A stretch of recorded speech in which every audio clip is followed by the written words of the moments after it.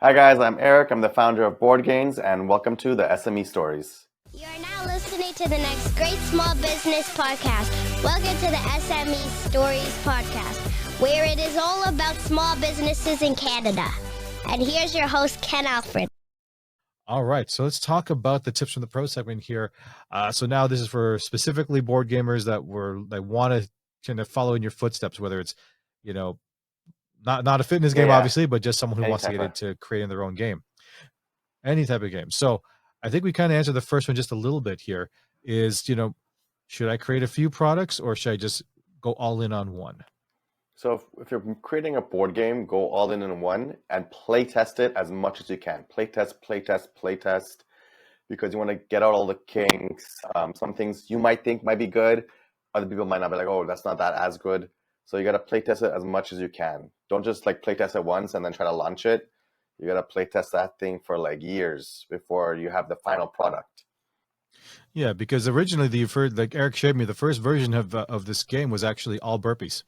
But unfortunately, and it had equipment that too. didn't The work. first version actually had like gym equipment, because I made it for the gym, so it had for gym equipment all around the gym. So it had like tire flips, shoulder press machine, or no. Oh, it's like really? Boot camp exercises. It had tire flips, rope slams, kettlebell swings, nice sledgehammer on a tire, maybe, but box jumps, all that type of stuff.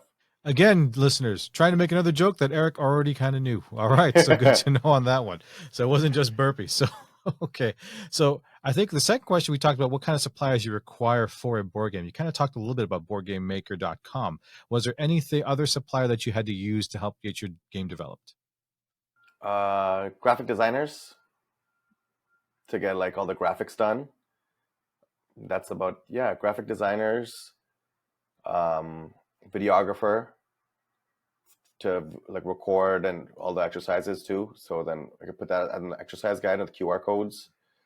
And then the manufacturer, and then warehouse,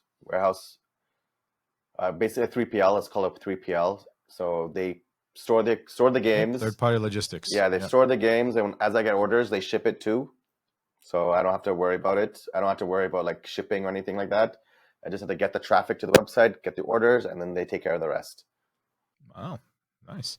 So I guess another question is, so do you think it's advantageous to have a digital game versus a physical board game, or do you see trying to do both? Like, what's your opinion on? Because I'm sure there's like ones that there's some game makers that said, okay, well, we're not going to go with the physical thing, we're going to go with digital. Do you see that as a good thing to have for your product as well, or do you think some people might go all in digital? Is there pros and cons? I'm sure you evaluated pros and cons of each, right? Yeah. So digital is phase two. That's phase two, is like the app, the BoardGains app, so you can play with people around the world. But that's for just solo play. But if you're playing with groups, you don't want to be playing like on a digital thing. You want to be playing with a board game, like with moving the pieces, the feel, the touch. You want to be with people around you and stuff. So that's why physical board game is better. Yeah, I mean, like you said, I think you brought up a good point that for a group setting, you need it's because even if you can put it on an app and put it on a TV, you're kind of like, okay, well, there's a bunch of you doing it. You're all kind of getting in each other's way, kind of thing, right? Versus having your central board that you got there, and you're doing it all together. And like you said, there's a camaraderie that you have with the people there that, unless for someone like me, sometimes where I'm traveling or if I'm by myself, I'm sure I could probably find an app that do it. But, for me, I'm still really enjoying board games right now because, like you said, just get it out there and you're touching the pieces properly. You're physically doing things, and the digital. And besides, if there's a blackout, you got a physical board versus a screen. Exactly, and and when you take it to the cottage, you can't take a digital thing to the cottage. You're not going to get Wi-Fi up there or like 3G or anything like that. Well, yeah, exactly, right. And then you just need a dice, right? If you have no dice, then you're doing that thing. Because my wife's like, no, you're not allowed to bring your, because I had to travel last week to the States, and she's like, oh, you're not allowed to bring the board games with you. I'm like, hey, fine, I'm gonna take a picture of it, and I'll just find something with like some dice. I'll bring the dice with me, so at least I can visually see the board where I'm going. Yeah, you could do that. You could do that. Yeah. So what has been your best strategy dealing with either difficult clients or suppliers or anything like this whole thing? What's been like for you? I haven't had much difficult clients yet. Most people like they get the game, they love it. I might have I There was one issue where where I gave a refund to somebody because I think they were they used the game a lot, and because the dice are big, it started making dents on the board. But that's just from play to use. I was like, that's a good sign. Like, the game's getting used a lot. But then yeah, Wait, sorry, they were trying to get a refund for dents on the board. yeah, they said it's not sturdy enough. I was like, Really? yeah. And I was just like, let me. That was like Or you mean the early. dice is too strong or something like that? Yeah. Okay. Because that's this People were is just the reason I had the big dice and it has straight edges was because I had when the manufacturer sent the first demo, it was big dice, but it had round edges on that dice. So every time I was rolling it on the game board, it was rolling. I kept falling off the game onto the floor all the time because it would just keep rolling because it's rounded edges. It would just keep rolling. That's a good point, actually. So I don't recall the dice ever falling off. So yeah, that's why they're straight edge. They're straight edge. So when you roll it on the dice, it's gonna stay on the board compared to rounded edges where it just keeps spinning and stuff. Right, and you don't want it to spin off the board because then people are going to be getting annoyed by that and stuff like that. Plus, people are coming all the time on the board, so if it keeps falling on the ground, it's going to be that causes a lot of issues. And I already foresaw that when I was just playing the dice, and I was like, yo, these dice keep falling all the time, and I'm like, yo, I don't want those rounded edges. I need straight edges. But with the straight edges, it'll cause some dents on the board if you use it all the time. But that's fine. Well, if you're slamming it, then I can see that. But if you're just, maybe I don't know, maybe the person was really just slamming it on the board. I don't know why. He's a teacher, and all the kids. Oh. Yeah. So that's why when I have when I use in the boot camps, I put this right next to the board, and then I use this as a dice tray. So I have the board, and I have this right next to it, and this is the dice tray. So then, yeah, the dice, smart idea, actually. I bet you most people didn't even think about that. Yeah. Right? So, yeah. So let me ask you this then. So another question I thought is, what is the most overlooked thing that you think that most board gamers might make the mistake on? So aside from, like you said, like in this case, you learned that, okay, straight edge is actually really good so that it won't fall off. But did you I'm sure you looked at other board games or played other board games. Do you see something that some board game makers seem to be kind of making mistakes on that you feel like, could be a little bit that they can improve on? It's all like play testing. They have to play test it in different settings, different environments. I was playing a game, or I was at a party the other day, and I was watching these people. They were playing it was a card game. It was a card game, but one of the challenges was two people that have to keep slapping each other's hands until someone says I quit. Until they're like, okay, I'm done. I don't want to get slapped anymore on the hand. So it's this person slaps my hand, I try to move it, and then the other person has to slap it. Oh. But the problem was they were going on forever. No one was quitting because no one was quitting. So then they were like, oh, they should have a timer for this. And then yeah. So then that's why I was like, yeah, they have to play test it as much as they can, because then they wouldn't have realized that slap thing could go on forever if no one quits. If you put a couple of Navy SEALs against each other, it'd still be going. Exactly. Because no one in the Special Forces is going to want to quit. They'll just keep going until their knuckles are bloody or hands are bloody. They'll still keep going. Exactly. But yeah, no, I think time limits on certain things. I also find instructions. Oh my God, that's got to be the biggest thing, that if you're developing a game, it has to be very easy to read and easy to follow. Yeah. Right. Yeah. To the point that when we do a family board game night, my wife is going to be reading the instructions and then explain it to us, because then I'll try to read. I'm like, I don't get this. Yeah. Right. So please, better instructions and maybe sizable pieces that don't get lost, especially if you're playing a family board game. Right. Because your pieces are pretty big, actually. Yeah, that's the pro edition. That's the pro edition. They're all, everything's bigger on that one. Because I made the game exactly how I wanted it. So I made it just perfectly how I wanted it. And so it costs a lot more because I wanted it perfect. when I make the next pro version, is I'm just gonna get rid of the bag because I don't think the bag gets use. The black bag in it. I don't know about that. I use the bag. You use the bag? I love the bag. The black That's bag? That's how I make sure all the pieces are still there. Okay. Right? All right, that's good to hear. So I don't want people to lose. Because I have it in the plastic bags. I like it. People usually put the stuff back in the plastic bags. Oh, the cards and stuff? Yeah. Oh, okay. Yeah, I put everything in that big black bag. Okay, I'm like, perfect. oh, this is convenient because all the pieces go in there. Yeah, everything. The hourglass is in there, Yeah. and then of course all the cards, so I don't lose it all. Right? Especially when the kids start playing it, because I'm always worried they're going to lose stuff. Yeah, especially when you have kids. Okay, right? so then the black bag is perfect then. So it's perfect, exactly. So don't change it, right? So next question we have here before we get to our rapid fire round here. What is your best strategy? Well, actually, two questions. One, what is your best work-life balance strategy? Because most owners start something, they're working crazy hours, and it's tough because even when they do it part-time, it's always finding trouble to find the right amount of time to do it. So yeah, what's been your best strategy for that? I do a lot of like time blocking. So I'll have it like my schedule, like, okay, 10 to 11, that's strictly sales time. So I'm going to focus on anything related to sales and then getting a workout in. So I have my workouts in the afternoon, workout, come back, and then the next maybe 90 minutes will be like anything related to marketing and then anything related to sale, like influencer outreach and stuff like that. So it's all blocked off, different segments and categories, instead of me just waking up and just like trying to freestyle every day. And sometimes that happens to me. Sometimes I'll freestyle and then maybe I'll freestyle 1 or 2 months and then I'm like, okay, let me just get back to my time blocking because it just gets too too loose.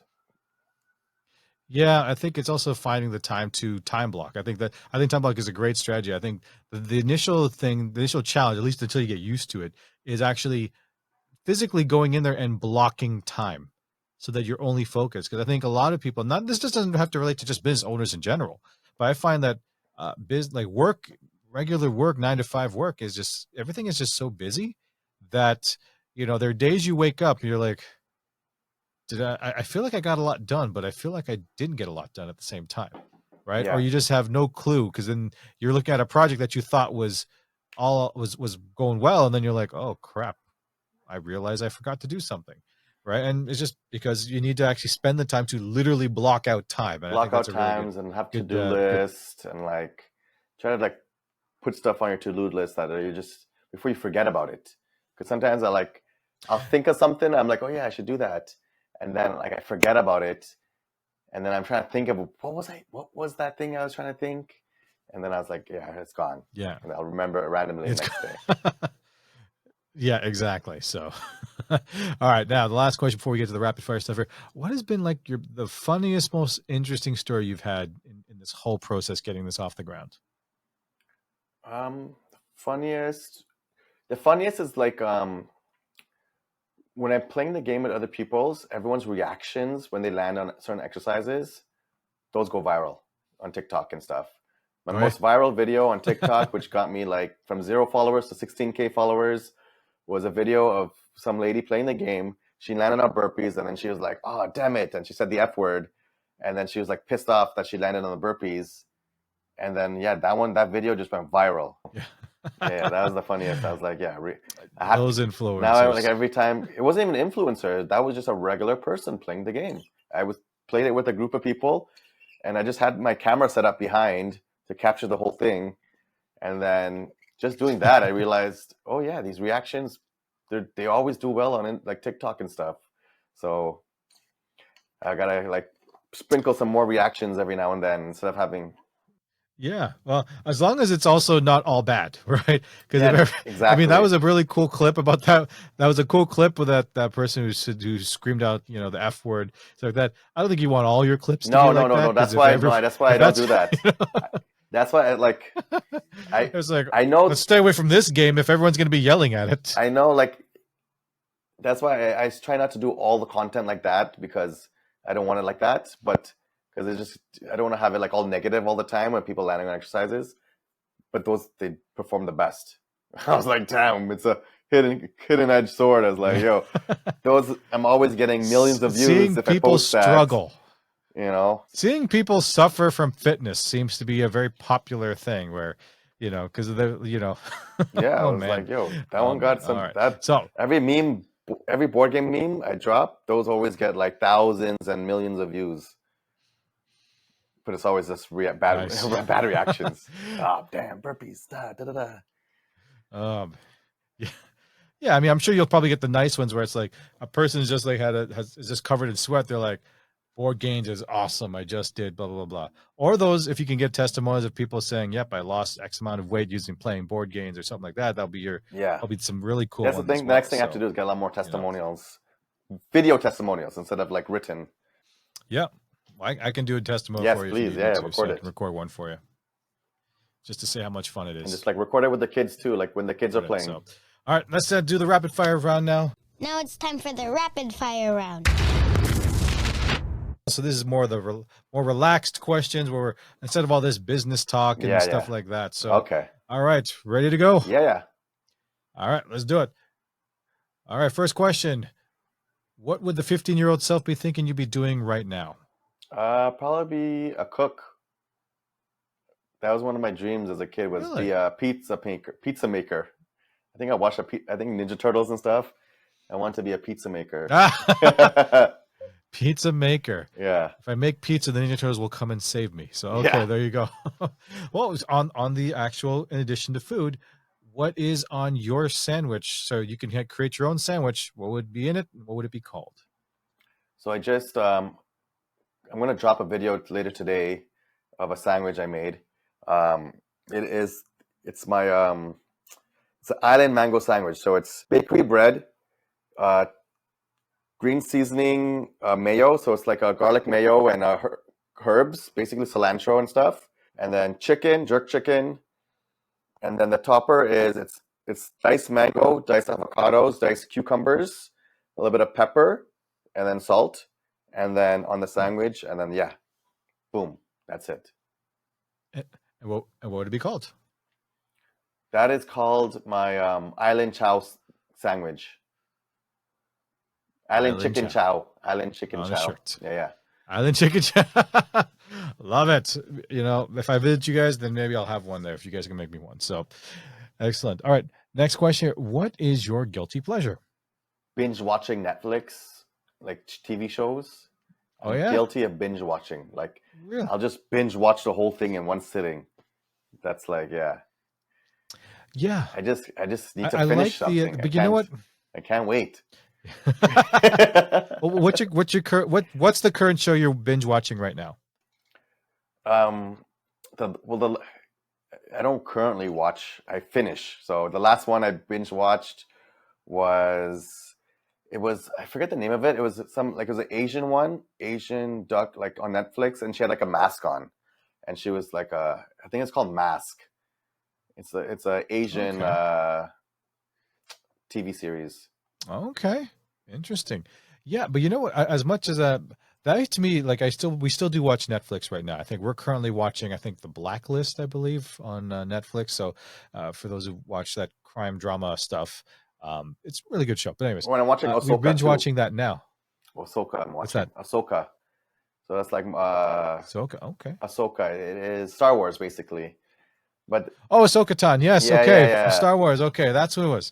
Yeah, but I can't binge watch that because they just release it every week, so I can't binge watch it. I have to wait. That's what that is one of my biggest pet peeves with Netflix at this point, because that used to be a thing where you didn't want to watch it until the season was done. Yeah. Right? Because you remember back when you had cable, everything was episodic, right? So you just especially if there's like a cliffhanger at the season finale or those dreaded two-parters that to be continued, and then you have to wait another week.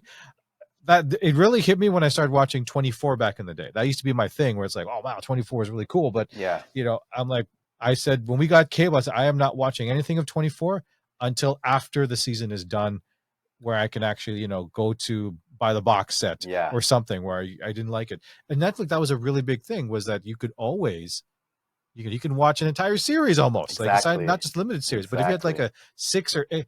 The Blacklist we have right now, we're up to season 8 on a 10-season, thing. Now we only get to maybe watch one episode a day, right? Because unfortunately with the kids and late, whatever. But But yeah, but I noticed now they have these limited series or these other series that Part they're one, now part doing it two. episodic now, Yeah, yeah. weekly. I'm like, what the hell? On That's not what Netflix, I wanted. I wanted, they do that on yeah, Netflix now. you want a binge watch thing. Yeah, that's Damn, on Netflix now. Like you damn. said, like Ahsoka Tan. That's on Disney, right? Yeah, Like Ahsoka Tano Ahsoka is on Tan right Disney. now. That's Because on yeah. See, Netflix, Disney is they like I started think doing on Netflix, like they'll have the series, but they'll release part one first. So first they release the first 4 episodes, then you gotta wait another month or two, and then they'll release the last 4 episodes. So part one, part two. yeah. I'm like I'd rather wait till I get part 1 and 2 done, and Yeah, then I'll watch it together. Because that got me on a rant here yeah, because that yeah. just drives me nuts. Because then but anyway, but you know, at this point though, there's just so much content out there that all the shows that I want to watch, I don't even know I don't know if I'm gonna finish them in my lifetime, to be honest. Yeah, yeah, it's Right? a There's just lot. so much. And then but also I don't want to be watching all day. Right? Yeah, It's just on supposed the to be like weekends. something It's you on the do, weekends. yeah, weekends, maybe like an hour or two at night, but you're not I don't want to finish the entire series in like a night. I'm like, no, that's I've seen some of those crazy ones. I think I saw this one YouTube thing. I can't remember which show it was. They actually did I think it was a NBC or whatever. They had a staffer watch all of Game of Thrones, and they had to sleep in I guess, a studio room where they get food and bathrooms, but the only thing they could watch for almost every waking hour had to be like in a Game of Thrones Damn, episode. And the only time they got a break is when they took a nap. that's And I'm like, I don't know if I can yeah, do yeah. that. That's intense. You That is know, intense. that's a pressure testing if you could ever believe Yeah, on is your show good or not, right? But anyways, that's all right, next question here. Describe your sense of humor in one word. funny. Or my Okay. yes, my sense of humor. It is um, gags, gags. Gags. Yeah, yeah, Okay. yeah. Care to expand that just a little bit? So like like Just for Laugh gags. Have you ever watched that show? Yes, I've seen Yeah, yeah. those. So like that kind of stuff. That kind of stuff I like. So like You like pranking like family and pranks and friends. stuff. Yeah, yeah, pranks and stuff. The downside of the pranks that because my kids are young, they're like 9 and 11 years old. Yeah, They watch YouTube and they learn these pranks. So they try to put these pranks. They try to fool my wife and I. Um, they're not the greatest in terms of setup because I think one of the pranks is to have like you paint like the faucet underneath so that when someone turns on the faucet to wash their hands, it's like paint. So instead of clear Oh, water, you're getting like an orange paint, right? god But damn. then they Yeah, don't yeah, hide it very well because you can look at the faucet and you'll literally see remnants of like orange streaks around it so that you're not going to fool me with that. Or when they try to have like a red paper cup, a red cup, but let's say it's some yeah, like chopped paper or something, and when you open the door, but when they don't realize that, if you have a white wall and you have a red paper cup on top of the door frame, that it's not going to stick out like a sore thumb when you look up. You're like, well, that color I can see it there. But of course, for the kids, yeah. you'll fall for it because they love that stuff. But anyways, nice prank. What's your favorite prank though? Because Probably like you're anything Mr. on Just for Gag, Laugh man. gags. Yeah, just anything on Just for Yeah. Laugh gags. Yeah, yeah. Well, what's the one that Because you've actually done to your loved ones? this what I've done before was one time my dad he drove the car somewhere and I was walking and then I saw the car and I have the keys too. So I went and I moved the car. So like he went back and the car's not there anymore. So he's like tripping. And then I parked the car back at home. Well, I didn't try to gag my wife, but I think it was like her birthday, and I wanted to make it sound like the kids and I were going to surprise her. So I tried to park the car, further away, so that when she comes home, she'll think that we're not home. But Yeah, unfortunately, I didn't park it far enough that when she's coming down the street, she can literally see our car in another, I guess, another side street that she can see it. And she's like, that's why she wasn't really surprised when she pulled up and she saw us there. She's like, I saw the car just over there. I said, yeah. oh, okay. Didn't do it She well has good enough. But senses. that's only once in a while. Yes, once in a Yeah, while yeah. though. I can that she does that, but most of the cases I do surprise her. But all right, last question here. Like I can't believe it's been already an hour over this already. So last question here: what is your theme song and why? So you're walking down the street, Eric. That song hits. People know you're coming. It would be Machel Montano, Fast Wine. Ooh, So it's a soca song. it sounds like like a soca soca. song, but yeah, Yeah. that's nice. Vocal, So beats. Yeah. no, that's great. Whatever gets people motivated, right? Whether that hypes you up or that just zeroes you in and makes you focused on things, I think that's great. So whatever the song is. So, all right, last question we have here. So, is there any other advice you want to give to not just board game makers, but just any entrepreneur that is thinking about starting something? Yeah, just start it. Don't think about it. Don't like try to like wait for the right time to do this thing. Start it right now, because the sooner you start, the sooner you're gonna learn and get through all the crooks and crannies of everything in business, and the faster your product will get out there, or whatever business is, it will get out there. Because if you keep thinking about it, you're gonna have all these you're thinking about it, and then you might push it off to the side, and then push it off to the side, and then it's like 2 years later, and you still haven't done anything on this idea yet. So start it now. Yeah, or like I think it's another great tip too is also well-intentioned loved ones saying it's not a good idea or no, that feature won't work well.